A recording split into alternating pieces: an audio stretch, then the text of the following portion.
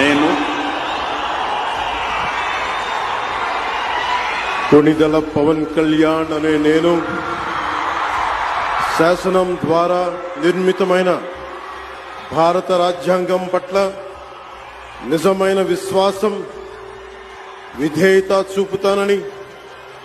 భారతదేశ సార్వభౌమాధికారాన్ని, సమగ్రతని కాపాడుతానని ఆంధ్రప్రదేశ్ రాష్ట్ర మంత్రిగా నా కర్తవ్యాలను శ్రద్ధతో, అంతఃకరణ శుద్ధితో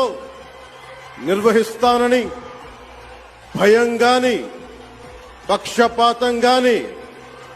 రాగద్వేషాలు గాని లేకుండా రాజ్యాంగాన్ని, శాసనాలని అనుసరించి ప్రజలందరికీ న్యాయం చేకూరుస్తానని దైవ సాక్షిగా ప్రమాణం చేస్తున్నాను.